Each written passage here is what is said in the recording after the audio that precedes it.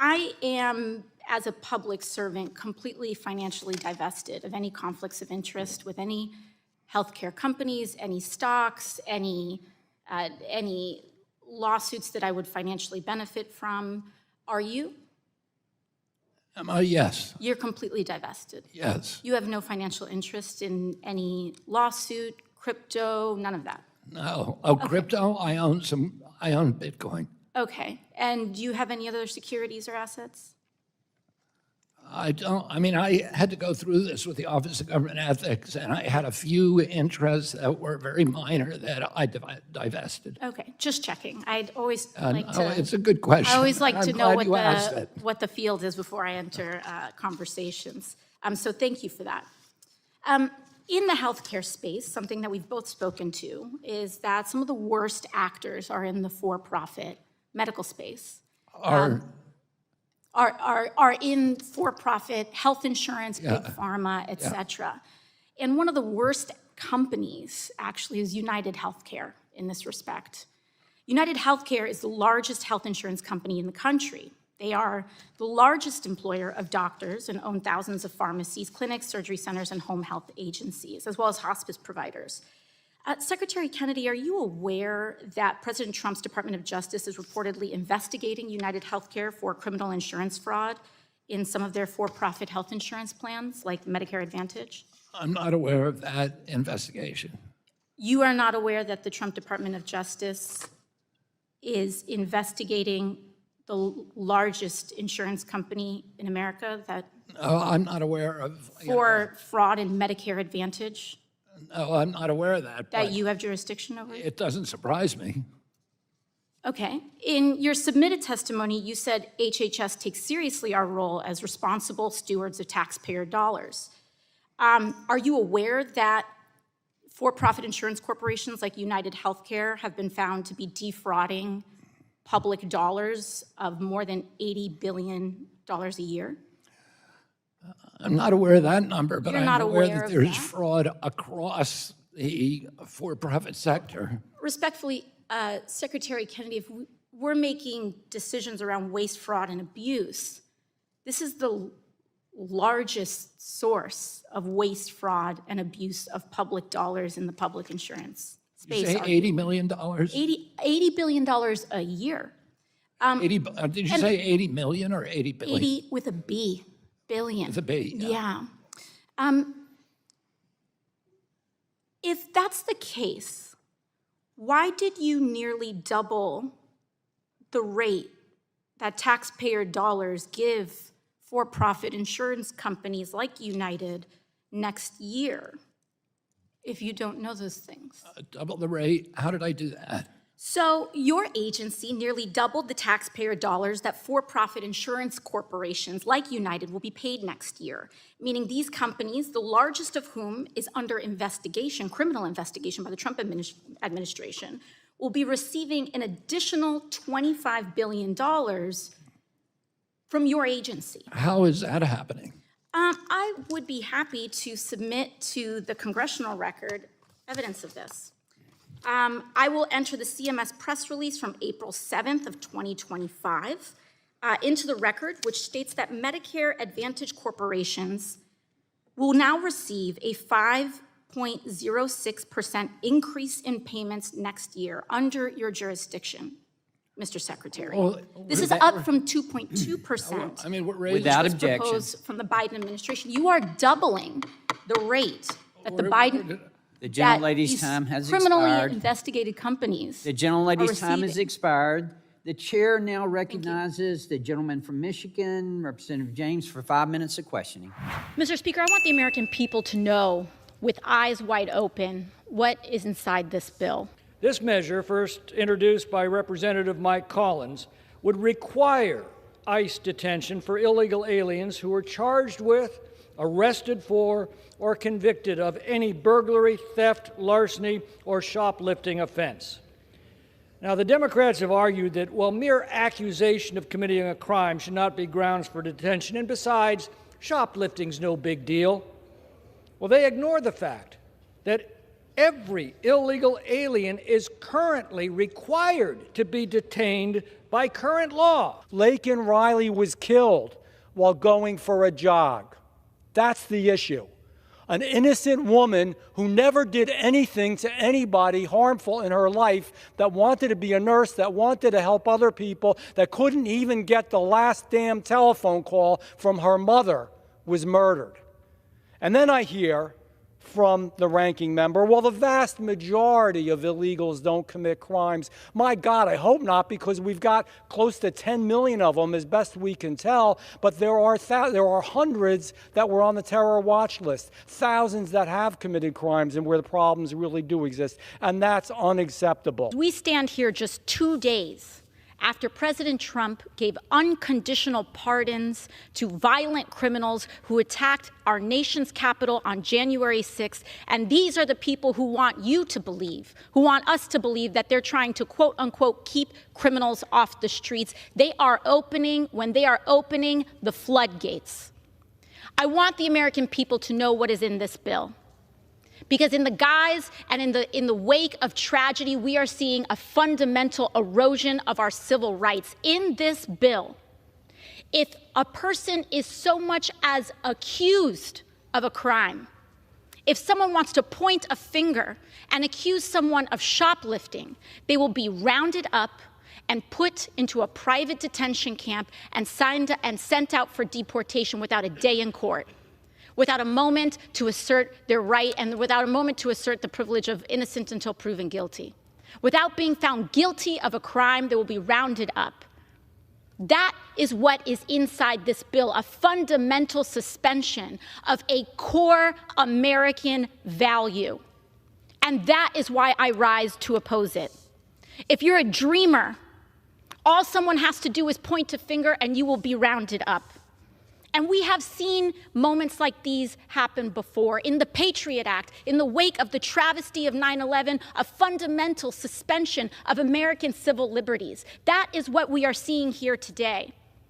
Mr. Speaker, you may wonder why so many of our friends across the aisle who care so deeply about the rule of law happen to be so desperate to pass this bill, after they are unleashing people who attacked police officers here on this Capitol into roaming our streets, who are publicly saying now they want to get a gun. Suddenly, these folks care about public safety? I don't think so. Look no further than the price tag of this bill, $83 billion. They know that it can't be paid for. They know that the capacity is not there. And you know what will be there? Private prison companies are going to get flooded with money, who give this money, no doubt. I want folks at home to look. Look at what members of Congress are invested in private prison companies who receive this kind of money, and look at the votes on this bill. It is atrocious that people are lining their pockets with private prison profits in the name of a horrific tragedy and the victim of a crime. It is shameful. It is absolutely shameful. And Mr. Speaker, I'll conclude with this. In a few months, there are members of Congress who voted for this bill who are going to pretend they didn't know about all the bad things that are going to happen because of it. So when a private prison camp opens in your town, when a dreamer... Time has expired. I yield the gentlelady an additional 30 seconds. So when a private prison camp opens in your town, and they say, we didn't know this was going to happen, know that they did, and they voted for it. When a dreamer is disappeared from your classroom, when the President of the United States destroys what is left of the Constitution, as he's announced in this attack on birthright citizenship, they will all say, we didn't know this was coming. And I want the American people to know that they did. This vote represents it. And with that, I yield back. Thank you very much. President Trump had issued some statements throughout this process saying and urging, insisting that this bill does not cut Medicaid. He's also said some things, he says he doesn't think I'm too much of a smart person. And I'll tell you one thing. It doesn't take a smart person to know if you're being lied to. All right.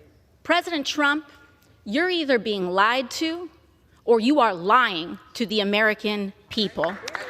because this bill represents, in the text of this bill, the largest and greatest loss of health care in American history. 17 million Americans will lose their health care on this bill, not undocumented people, not quote unquote the disgusting term illegal, but 17 million Americans will have their health care cut from this bill. On this point of tax on tips, as one of the only people in this body who has lived off of tips, I want to tell you a little bit about the scam of that text, a little bit of the fine print there. The cap on that is $25,000. While you're jacking up taxes on people who make less than $50,000 across the United States, while taking away their SNAP, while taking away their Medicaid, while kicking them off of the ACA and their health care extensions. So if you're at home and you're living off tips, you do the math. Is that worth it to you? Losing all your health care, not able to feed your babies, not being able to put a diaper on their bottom in exchange for what? This bill is a deal with the devil. It explodes our national debt. It militarizes our entire economy, and it strips away health care and basic dignity of the American people. For what? To give Elon Musk a tax break and billionaires the greedy taking of our nation. We cannot stand for it, and we will not support it. You should be ashamed. If you actually listen carefully, every once in a while they let the mask slip about what they actually think about us. You know, just last week, President Trump's lawyer, her name is Alina Habba, she went on television, and when she actually had to be faced with explaining her job, and when she actually had to be faced with doing her job, this is what she had to say. And I love when AOC lectures Elon Musk about not being intelligent. I'm like, oh, she's such a genius. You know, I'm inspired by her every word. You were in the bar. You were in a bar. Yeah. You were in a bar, AOC. Well, that's the only thing she and I have in common. To serve one. Exactly. All right. I want you to understand that she isn't just talking about me here. She's talking about you. She's talking about all of us. Because the entire job of the president's lawyer is to speak for him. Trump hired her to speak for him. So imagine what it means for our country that the president's own lawyer cannot even conceive of a working class person being intelligent simply because of the job that they have. This woman could not even recognize the American dream if it was fed to her on a silver spoon. But understand that this kind of disdain for working people by the most powerful people in this country doesn't just come from not being raised right. It's a shorthand for Elon Musk and Donald Trump's entire political agenda and a certain ugly kind of politics, lying to and screwing over working people so that they can steal from our health care and Social Security and veterans care to pay for tax cuts for the wealthiest and bailouts for their crypto billionaire friends. This bill is cutting nearly $1 trillion in Medicaid spending overall. Why? Because down the hallway, they are trying to finance tax cuts for people who are inheriting $22 million houses. Because in 2017, Republicans and the Trump administration tried to increase the exemption of what you get a tax break on. If you used to inherit an $11 million house, you would get no taxes. You had no taxes on that, in that estate tax. They said that's not enough. We need no taxes on a $22 million house. Will the gentlelady yield? Expired, I have to finish. That expires now. And it costs a lot of money to extend that tax break up to $22 million. So to pay for that, They are doing this. They are modeling and completely retrofitting the United States Medicaid system to model it after the state with the third most catastrophic uninsured American number in the country. In the dead of night at 2:38 in the morning, when everyone is asleep, when we've asked for the opportunity to do this in the light of day so that people can call their representatives' offices in order to stop this disaster. So let's be crystal clear about what's going on right now, because it's not so-called illegals who do not receive a dime in federal Medicaid dollars. That is a tall tale. Being nice today. And with that, I yield back. The gentlelady yields back. The chair recognizes the gentleman from Texas, Mr. Weber, for 5 minutes. Thank you, Mr. Chairman. I'm going to yield back to you. Thank you. I appreciate that. The number one goal of this bill is to make clear that if you're working, that the process can work to make sure that you keep your health insurance. Mr. Chairman, Make sure you keep your health insurance. But at the end of the day, we believe that it's the right thing to make Medicaid coverage for able-bodied adults, just like insurance for every other American. Will the chair You've yield got for a to question? work to keep it. Will the chairman yield for a question? Actually, at time now, you want to keep going, Mr. Chairman? Oh. All right. We'll yield to the gentlelady. Thank you. In terms of some of the exemptions, pregnancy is covered, correct? May I interrupt? I'm glad you're addressing us instead of speaking to the camera. Yeah. Keep going. Pregnancy is covered, correct? Yes. As an exemption?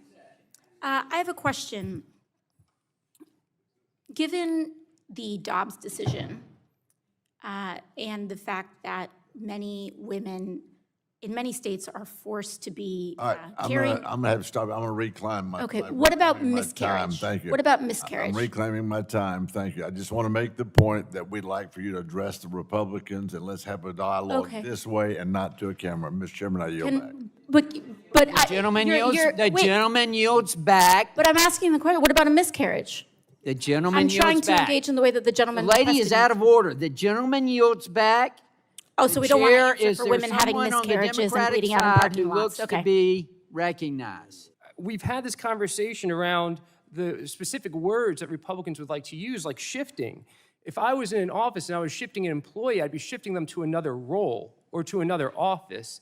I don't hear the Republicans talking about where they're shifting these individuals to. Off Medicaid to what program?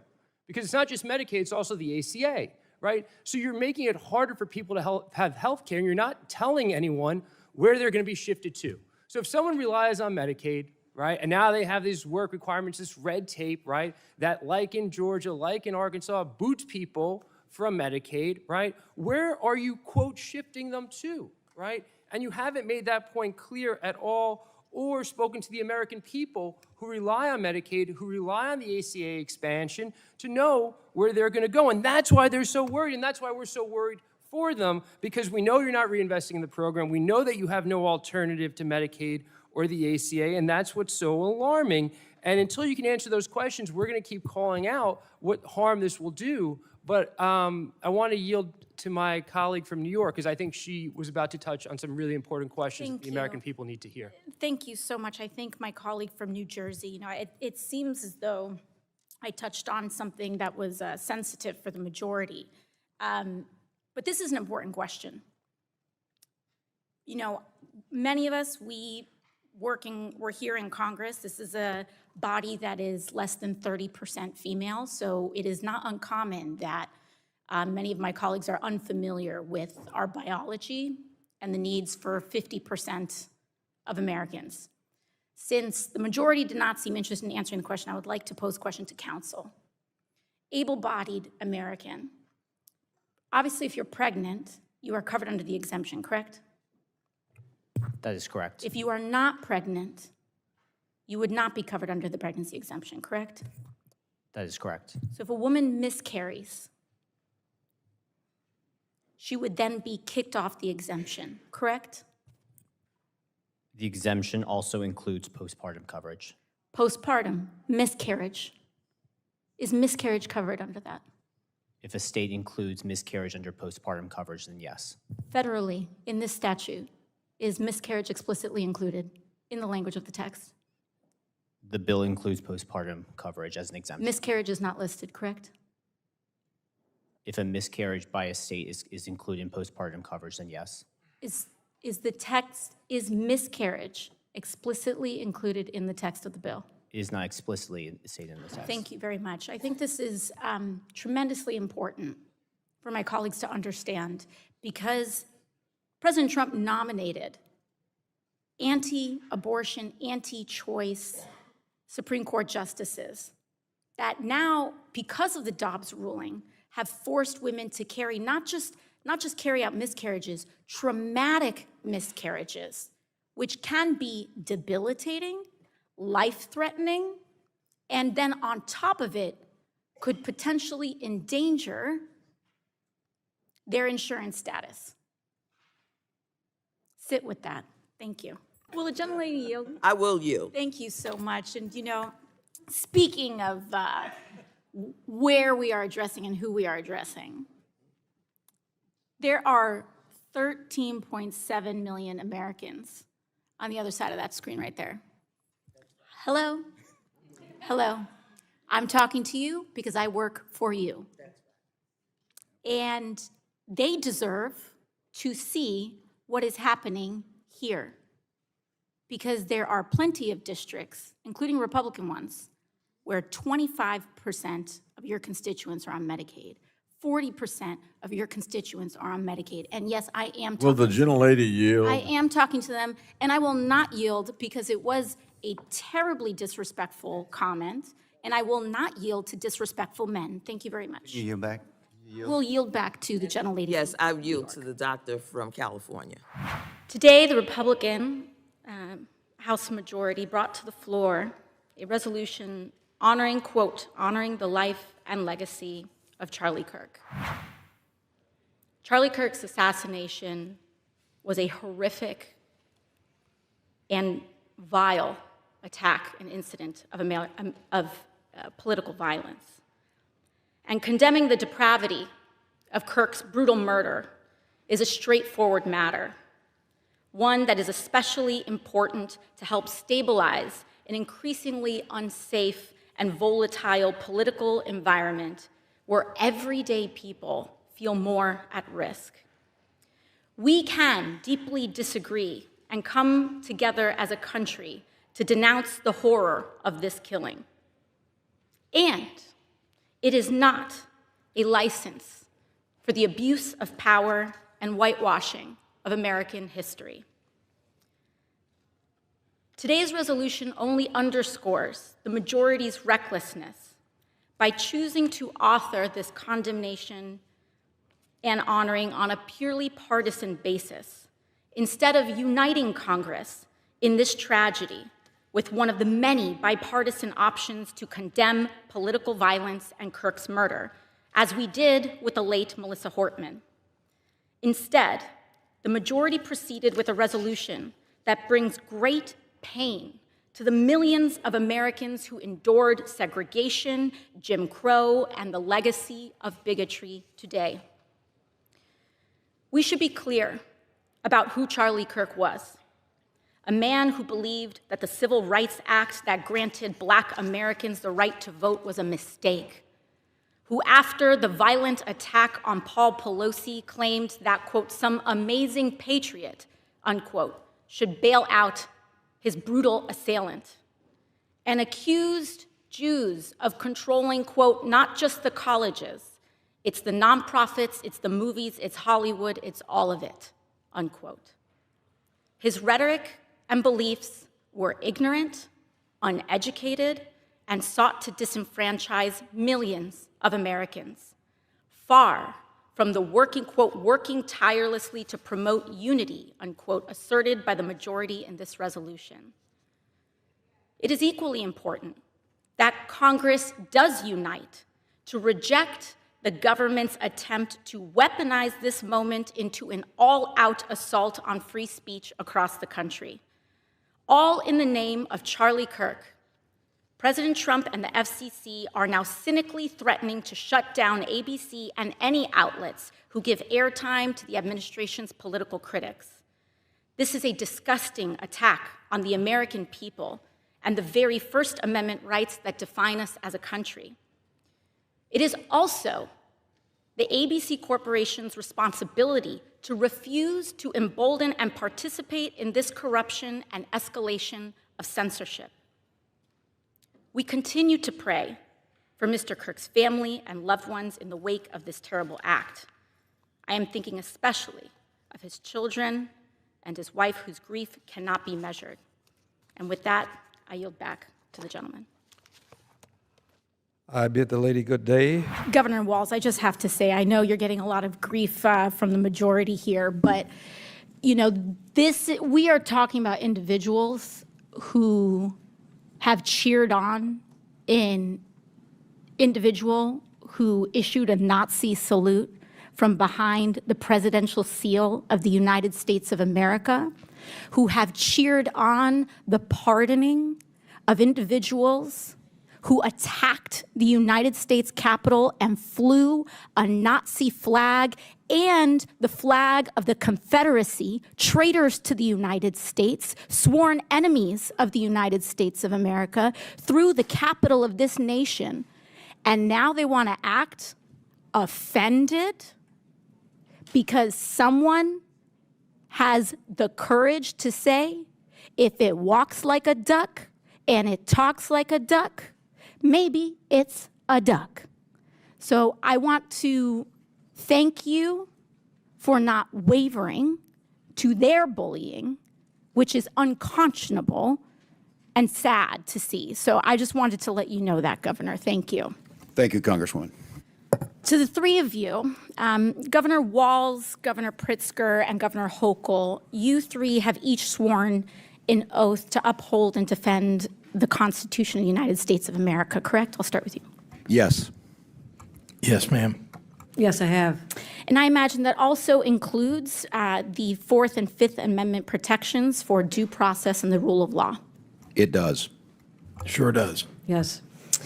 And that means protecting your people in your states, U.S. citizens and every individual, because that is what makes America great, that we are a land of the free and of rule of law, to protect them from infringements of their civil liberties, correct? Now, what we are seeing is a pattern where ICE is breaking the law. We have the detention of a U.S. citizen who has been detained by immigration officials. We have ICE here that has also blamed and arrested U.S. citizens for being simply suspected of being an immigrant, largely because of their appearance. In January, a Chicago-based U.S.-born citizen, Julio Noriega, was arrested by ICE and held in custody for over 10 hours. In April, a Florida Highway Patrol officer pulled over Juan Carlos Lopez Gomez, a United States-born citizen, and arrested him on suspicion of being in the country illegally. He had his real ID, his Social Security card, his mother presented his birth certificate, and they still didn't let him go. In May, U.S. citizen Leonardo Garcia Venegas was filming an ICE raid. He was arrested by ICE. In May, a veteran and U.S. citizen who is Puerto Rican, was detained during an ICE raid at his workplace in New York City. That's called a paper bag test. And your job, Governor Hochul, is to protect people from that kind of infringement, correct? Yes. Because all of us must adhere to the law, and no one is above it. So if a U.S. citizen tries to break the law, or if an ICE officer tries to break the law, your job is to uphold the law, correct? We absolutely uphold the laws of the United States Constitution and the Constitution of the state of New York. And sanctuary states are about U.S. citizens as well, having sanctuary against the attacks on our constitutional rights from illegal search and seizure. There is nothing preventing ICE from issuing a warrant and you having complete compliance with their request. Correct, Governor Hochul? We comply in cases where there's been criminal activity alleged. Yes, we always do. But we're not involved in civil immigration enforcement because our state police that I control have to deal with other crimes that they're solving. And apologies, I just have 10 seconds left. But when they say illegal versus legal immigration, they are trying to end legal status in the United States as well. Correct, Governor Pritzker, with the end of TPS and making people undocumented by removing legal status, ending legal status, and then having the audacity to call them illegal when they were here documented, correct? Taking students' visas away from people, taking their legal right to be in the United States away from them when they've been granted maybe years earlier to stay. So I don't want to hear about how this is about illegal versus legal immigration. They are attacking legal status and removing legal status. The Republican majority is anti-legal immigration in the United States. And I want to make that very clear, and I yield back. 13.7 million Americans.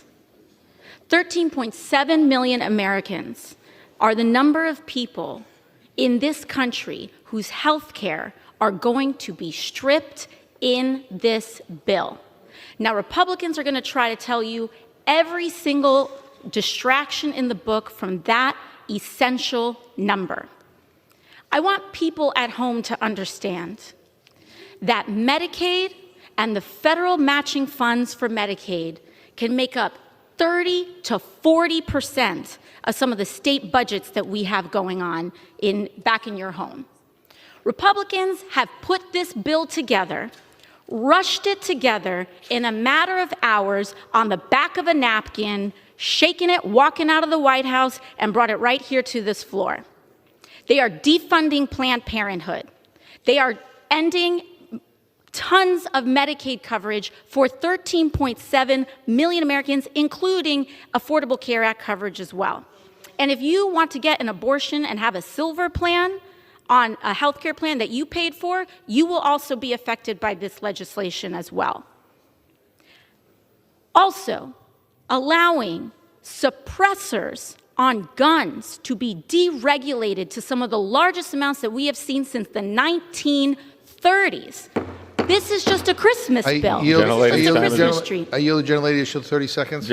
And so I want people to understand, for my Republican colleagues who are sure what is in and not in this bill, in this process that has been this rushed, when you wake up in the morning, you will realize that you voted to defund Planned Parenthood and to take away health care from 13.7 million Americans. And when this country wakes up in the morning, there will be consequences to pay for this. And I yield back. You know, I think it's important to, one of the comments that was made earlier is this idea that our concerns around our medical systems and research is unsubstantiated, that it's, quote, been just a week. Let us remind you, it has been barely a week since these notices went out.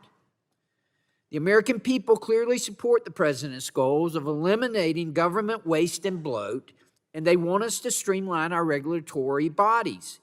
So before jumping to unsubstantiated claims that these cuts will hinder such innovation and research or negatively impact our preparedness and response infrastructure, let us take a moment to look and see what further action the administration takes to improve the efficiency, the transparency, and overall effectiveness of our public health system. As someone who represents a large hospital network that receives a lot of research funds, telling people to wait, that it's just been a week, that we don't need to be so concerned, I think you should tell that to someone with an experimental pacemaker that's inserted in their body right now whose research is now imperiled.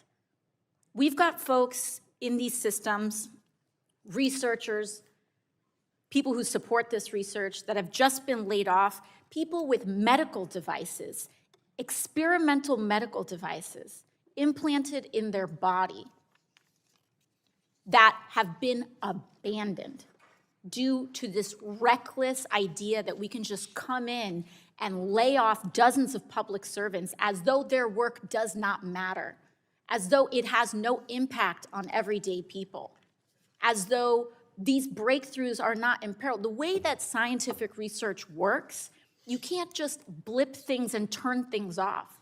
Cancer research, medical research, short-term research, cell cultures, these are not things that you can just take out of a fridge, dump it, and put it back in again. Companies, when we talk about innovation in our treatments, companies are working to try to get these treatments approved. And these kinds of blips and delays and disruptions in sensitive scientific processes may force these experiments to start all over again, delaying approvals by months, if not even years. This amendment is very simple. It is not asking for extra dollars.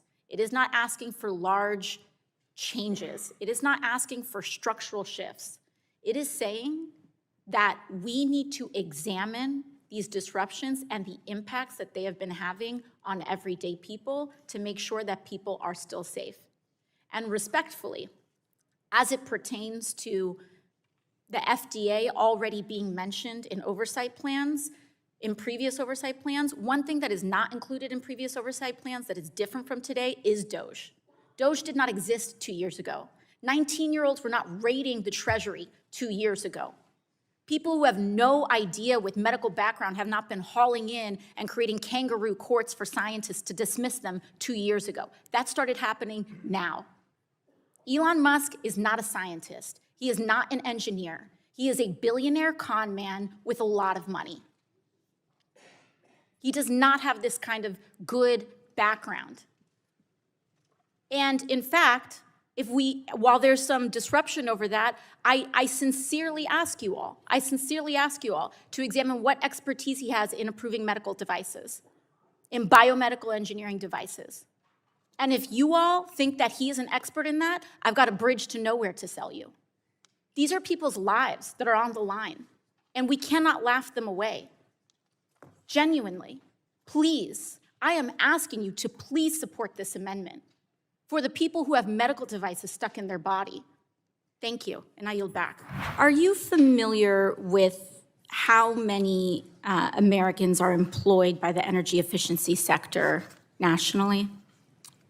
I am not. It's about 2.3 million workers. About 2 out of every 5 energy jobs in the United States are related to energy efficiency. Can you guess what is the fastest growing category of energy efficiency work in the United States? I'm not particularly good at guessing. That's all right. So, yes. It's construction. Okay. So these are construction jobs. Energy efficiency jobs are construction jobs, installation, production, manufacturing, HVAC, building materials, all of it. Now, do you know how many jobs have been threatened or lost due to the Trump administration's closures of clean energy projects in the last 6 months or so, the first half of this year? I'm not aware of any such analysis. 91,000. Trump administration and Department of Energy policies have cost Americans 91,000 jobs nationwide in rollbacks on efficiency. And, you know, these large numbers are statistics. They're hard to, I think, people to understand when they show up on a white paper. But in Colorado's 8th district, Amprius Technologies canceled plans to construct a $190 million battery plant in Brighton, Colorado. In that same district, actually, another company, VSK Energy, canceled plans due to the Trump administration, canceled their plans to build solar panels, and they scratched a $250 million investment and up to 900 jobs in that same district. In Georgia 12, an EV plant was canceled due to the Trump administration and DOE's freezing of the EV charging program. Registered Georgia has a population of 157 people. They lost out on 166 jobs. They lost more jobs than they have people in that town because of the cancellation and war on renewable energy and clean energy here. In that same district, a copper foil manufacturing plant went bankrupt as a result of these rollbacks, and Augusta, Georgia lost out on 350 jobs. And I mean, the list goes on. In South Carolina, 250 jobs when a construction of an EV plant in Florence was halted due to DOE's freezing of funds. I mean, we could go on. In Michigan 10th, 167 jobs were lost after $50 million worth of investment. These are all freezes in renewable and clean energy construction and development projects. This is an industry that has been a source of jobs and growth. This administration, the Trump administration, is destroying the American economy, destroying American jobs. 91,000 jobs in this sector alone. I have one simple question. In these towns and areas, what is the DOE's plan to replace those jobs in those affected areas? I'll say this is beyond the scope of what I'm prepared to testify to today. I'd be happy to take the question for the record in regard to the analysis that you cited here in regard to job loss. So in your view, you're the general counsel for the Department of Energy, that's correct? I'm acting. Acting. And in all that you've seen, have you seen any effort to replace these jobs that are being canceled by the administration? I have not. I'm not sure that would come my way. But so we're seeing a concerted effort, 91,000 jobs already gone. Now, this is after the administration has also already released a revised report saying we have 1 million less jobs in this economy than there was originally reported. We're actively killing plants and projects in rural places across this country. And I'm hearing today that there's no effort to replace them. And my time is up. I yield back. And if you would, just in writing, answer the lady's question, the general lady's question. Thank you. Yes, I can't answer the question because I haven't seen the analysis, but I'd be happy to take the question for the record. So I started hosting Know Your Rights seminars for the community because following the law is not just for U.S. citizens, it's for ICE too, and they need to follow the law as well. And so when you know what the law is and what your rights are, you can enforce those rights. So I was hosting a lot of these Know Your Rights seminars throughout the district. And Tom Homan, who was the acting director of ICE, who was later allegedly reported to be taking $50,000 in cash in kava bags, whatever, allegedly, according to some of this reporting. But back then, Tom Homan decides that he's going to try to threaten me. And he's going to say, I'm going to request that the Department of Justice open an investigation onto you, a legal investigation onto you into aiding and abetting crime. What I find disturbing is that any member of Congress wants to educate people how they evade law enforcement. You can claim you're educating those constitutional rights. Okay, you can keep that claim. But what she in fact is doing is telling people don't open your door, hide in your home, don't talk to ICE. We're talking about people who are in the country illegally, committed a crime, they're a public safety threat, they've been convicted of serious crime, and they've been ordered removed by a federal judge. So it's like AOC and others don't want ICE to enforce the laws that they enacted. I've asked DOJ, where is that line of impediment, of interference? Now, if someone stands in your way, prevents you from arresting somebody, put your hands on you, that's impediment. But what line is telling people to hide from ICE, not open the door? Where do you cross that line on impediment? So I've simply asked the Department of Justice, give us that line. You have talked to them about this. That's what you're saying? Absolutely. Excuse me? Aiding and abetting crime. We are aiding and abetting the prevention of crime because people need to know their rights so that their rights aren't violated. So anyways, he goes on and makes this huge public announcement about how he wants to target me for a federal investigation. That's a very serious thing, right? This guy has a lot of power, right? He was the acting director of ICE. He has a direct line to Pam Bondi at the Department of Justice, a department of whose actual respect for the law is eroding by the day. And it doesn't matter whether it's legal or not. It doesn't matter if it's right or not. They have the power and they are positioned to abuse their power and to open such a thing on totally baseless grounds that even if it's false, they can try to do that, right? And so that's a scary thing. So I can respond to that by being scared and stopping my Know Your Rights seminars, right? Pulling back. But I didn't, because this guy is a joke. I am using clean language on this live, but this guy is a joke. Kristi Noem is a joke. J.D. Vance, the vice president of the United States, went behind a podium and went, boo-hoo-hoo, the shutdown is AOC's fault, as though this man isn't vice president of the United States of America. You know what I have to say to that? You look like a clown back there. You're the second most powerful person in this country, and you're crying about me? And you're blaming the whole government shutdown on me? LOL, my guy. Like, laugh at them. Make them small. These people seek out and abuse all of this power because they want to feel big. They want to feel bigger than you. They crush immigrant communities, not because these people are criminals. Mind you, look at ICE activity. They are not going after criminals. They are going after kids. There was a 7-year-old in my district that got taken by ICE. A 7-year-old. A 7-year-old. And I've been doing what I can to try to intervene in that case. I can't speak to it, but like a 7-year-old. These people do this in order to make themselves feel powerful, because deep, deep, deep down inside, they feel and know how small they are. And in order for a small person to feel big, they have to crush someone else. And like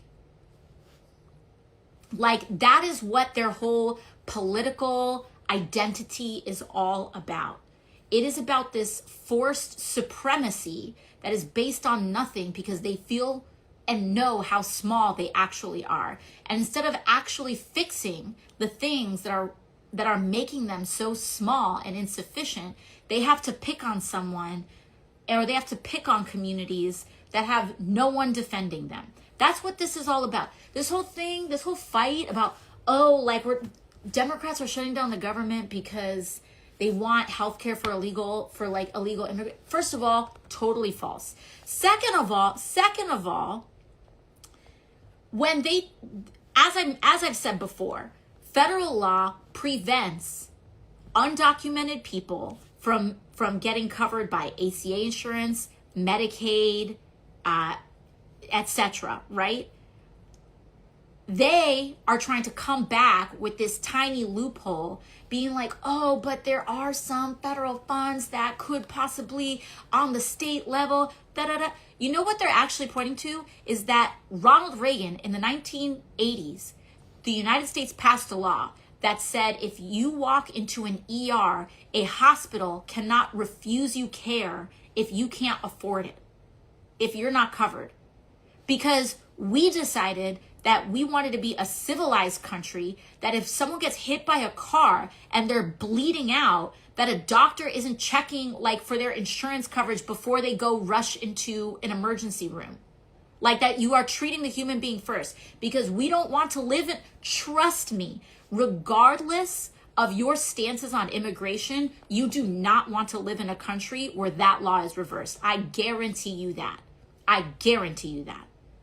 And so they're trying to whatever, the point is that they are scrapping and grasping at straws because they have nothing else. Laugh at them. Stephen Miller is a clown. I've never seen that guy in real life, but he looks like he's 4'10", and he looks like he is angry about the fact that he's 4'10".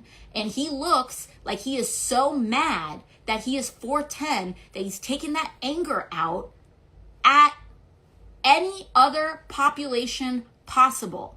Like, laugh at them. Laugh at them. Yes, they are dangerous. Yes, we're here to be strong for one another. We need to expose the lies. We need to never let off the gas when it comes to protecting one another, exposing the lies, documenting things. We're seeing this too, right? And so I think it's very important to be able to hold multiple things at once. And we've seen this work in other cultures. We've seen this work in other countries. Yes, the resistance to authoritarianism is very real. The risks of abuse of power are very real. But one of the most powerful cultural things that you can do to a political movement that is predicated on the puffery of insecure masculinity. That's what this is about. This isn't, people talk about toxic masculinity. More than, it's like, let's put that to the side for just 1 second. This is about insecure masculinity. And one of the best ways that you can dismantle a movement of insecure men is by making fun of them. By having secure men who aren't afraid of successful people around them, who are good dads, who have strong values, also participating in that as well. So like, that's what I have for that. And also someone said, short kings are great. Absolutely. I'm not here. I want to absolutely make sure that I talk about that. I'm not here to make fun of anyone's anything, but the way people overcompensate over their own stories is what I'm talking about there. So thank you for the clarification. I appreciate that. Shout out to our short kings. Now, this bill was almost passed on December 17th within a bigger package to prevent the government shutting down. It has all of our support. For folks following at home, Democrats supported it. Republicans supported it. So why isn't this moving? It's not because there's no substance for it. All 4 witnesses testifying today are in support of it. Republicans are in support. Democrats are in support. So what happened? Well, on December 17th at 4:15 in the morning, Elon Musk began firing off a barrage of social media posts opposing pharmacy benefit manager reform, PBM reform. And all of a sudden, this bill that had almost unanimous support fell apart in a matter of hours. And the vote was postponed on that day. After he tweets, it gets canceled. Elon Musk tweets, we have nearly 435 members of Congress all on board of it. He sends one tweet and all of a sudden, everyone backs off. And it kills drug pricing reform that saves people money on their insulin, on their asthma inhalers, on everything that they need. And then to kick it off, 5 days after he kills pharmacy benefit manager reform, we get this tweet from Elon Musk. What is a pharmacy benefit manager? This was at 1:02 a.m. on December 31st of 2024, 5 days or so, a couple days after he kills the bill. So the problem here is not a substance issue. It's not a process issue. It's an oligarchy issue. It's a power issue. And this room is where the power of the people of the United States reside. Whether you're a Democrat or you're a Republican, everyone here was elected to be accountable to the people of the United States, not to be governed by tweet, but to be governed by their duly elected representation. And so we can get this done because there are more of us than there are of him. So I would love a commitment from our Republican counterparts who we agree with on this issue to just put it on the floor and let us vote for it where there is bipartisan agreement and we can actually get a result of for the American people by booting this guy out from political influence. And with that, I yield back. Mayor Adams, on January 31st of 2025, your attorneys met with federal prosecutors regarding the charges of bribery, campaign finance fraud, and conspiracy against you. Were you aware of this meeting prior to its occurrence? Congresswoman, as Microphone, please.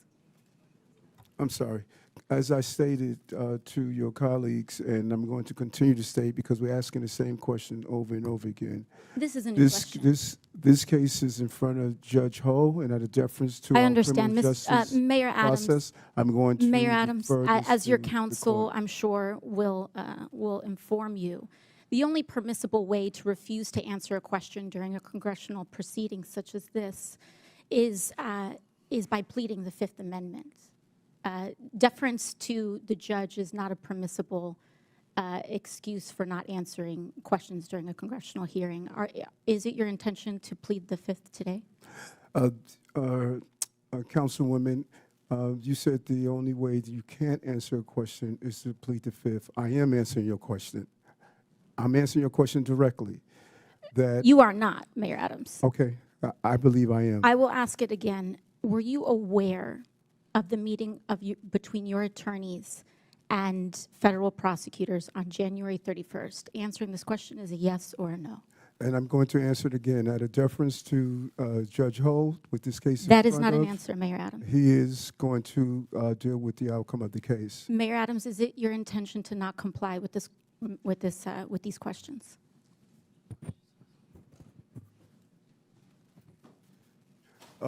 As I stated, I'm answering your questions, and what you're doing, let's be clear on, you're asking me about communications between my attorney and I. And I don't think that is appropriate to be asking a question between my attorney and I, because we are in a country of law and order. I understand. And your So, Mayor relationship Adams, and who communications is with your attorney should be respected. Who is your attorney? Alex Spiro. Alex Spiro, thank you. Now, Mayor Adams, have your attorneys ever met with city officials? That is not covered. I'm not asking about your conversations with your attorneys. Have your attorneys met with city officials, New York City officials? Any communication or activity between my attorney yes or and I no? is Have up to your our attorney and I. personal You can reach out attorneys to, met with New York City officials? Alex Spiro, my attorney, to deal with those communications. Mayor Adams, in this meeting, did anyone representing you, including perhaps Mr. Spiro, agree or allude to any arrangement with the Trump administration that would involve changing city policies in exchange to reconsideration of the charges brought against you? You say in this meeting? Can you be clear? In the January 31st meeting. Again, there was never any agreement, never any quid pro quo. And That's not what I'm nothing asking. wrong. Never any agreement, never any quid pro quo. Was there an allusion and to nothing a shift that in I've New York done City wrong. policy? Gentlelady's time's expired. And I just want to remind her, Mayor Adams is here voluntarily, and we appreciate that. The topic of the hearing is about our illegal alien problem and the drain on the cities and what the solution is. So Chair now recognizes Mr. McGuire from Virginia. Mayor Adams, are you aware that the former acting U.S. Attorney Danielle Sassoon was present at the January 31st meeting between your lawyers and federal prosecutors? As I stated, and you, Congresswoman, you appear to want to ask the question over and over again, and so I could only No, give these you are the very different appropriate question questions. over and over again. That this Okay, case I is understand. under Mayor Judge Adams, are Ho, you not and answering Joe this Ho question because you believe be you will able to incriminate respond yourself? to the movement I of this understand. case. I Mr. in Chairman, I deference to would him, like I to would like submit have him to handle the it. congressional record Danielle Sassoon's resignation letter from the U.S. Attorney.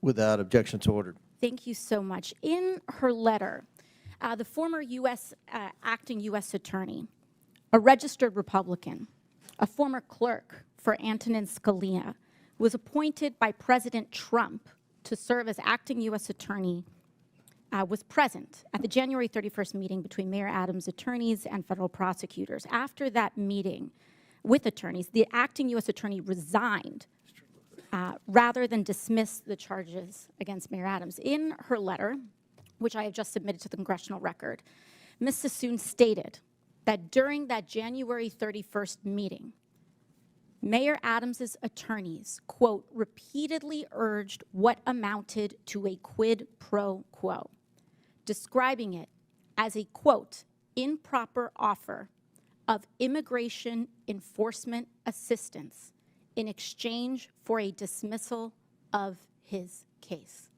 end quote. The acting U.S. attorney has submitted a former acting U.S. attorney has submitted a letter. And Mayor Adams, do you know how many federal prosecutors total resigned rather than file the motion to drop the charges? It was reported that 7. 7, correct. Mr. Chair, I would like to submit another letter from Hagan Scotton, his resignation letter. Without objection, so ordered. Mr. Scotton was an assistant U.S. attorney who also attended the January 31st meeting between your attorneys and federal prosecutors. He also resigned rather than drop the charges. In his resignation letter, he stated, and I quote, "Our laws and traditions do not allow using the prosecutorial power to influence other citizens, much less elected officials." 7 federal prosecutors, the acting U.S. attorney, the assistant U.S. attorney, all gave up their entire careers, Republicans included, then drop these charges because of what they saw transpire in that January 31st meeting. This is important not just for the city of New York, but for the people of the United States of America. Because what is being alleged is genuinely not just about what may or may not have occurred from the mayor's office and with the mayor, but what is happening at the Department of Justice. And that's what I want everyone to understand. These are not Democratic U.S. attorneys. These are Republican U.S. attorneys that have trained under Republican-appointed Supreme Court justices who have stated that there is and suggested as well, that the prosecutorial power at the Department of Justice may be influencing what is occurring. And instead of carrying that out and carrying out the erosion at the Department of Justice, they would have preferred to give up their entire careers. 7 lifelong public servants involved in law enforcement, mind you. And to that, when it comes to the fact that this may or may not have anything to do with this hearing, respectfully, Mr. Chairman, this is about specifically immigration enforcement in terms of that. And this right here is the 4-alarm fire that everyone must be paying attention to. Because if it's not just in the mayor's office of New York City, what other city, what other individual, what other municipality leader can be next? For a party that talks about states' rights and municipal rights, we must defend, yes, the rule of law, including in the Department of Justice. And with that, I yield back. Less than 2 weeks ago, we saw Republicans vote to completely gut Medicaid, which covers nearly half of all births in the United States. And they did this despite the fact that the United States, the richest country in the world, also has the highest rate of maternal deaths among all wealthy countries. Black women in particular in America are dying at more than 3 times the rate of white women in childbirth. And we also have the highest rate of infant deaths overall compared to other high-income countries. We're also the only country that doesn't guarantee healthcare as a basic human right. Dr. Chen, as a medical provider, can you speak to why the United States has such high rates of infant and maternal mortality?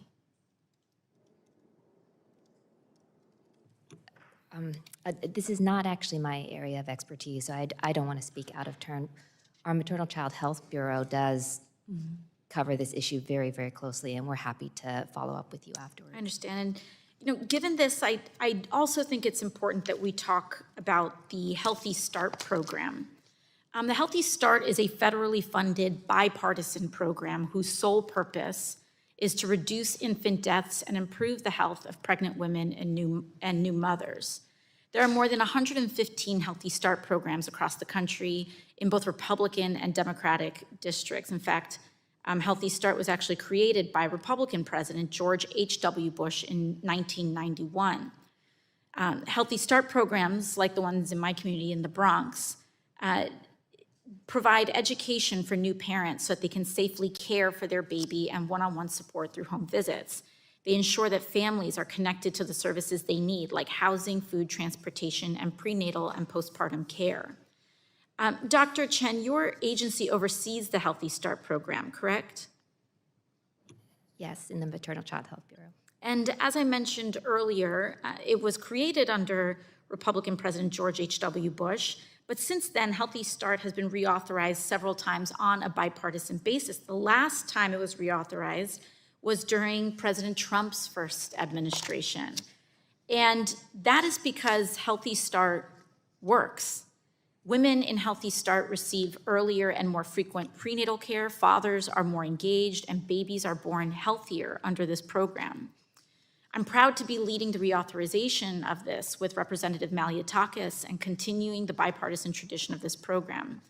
And I'd like to urge my colleagues to support this common sense bipartisan effort to reauthorize Healthy Start.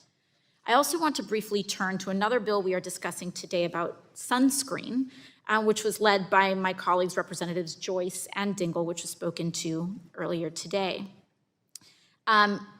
With respect to sunscreen, as skin cancer is the most common cancer in the United States. And for people who work long hours outside, like farm workers and construction workers, adequate sun protection is essential. Yet the Food and Drug Administration, or the FDA, has not approved any new sunscreen filters since 1999. Yet our counterparts in Europe and Korea and many other markets around the world have been able to bring much more technologically advanced filters to the market. And the reason this is important is that it's not just a cosmetic issue.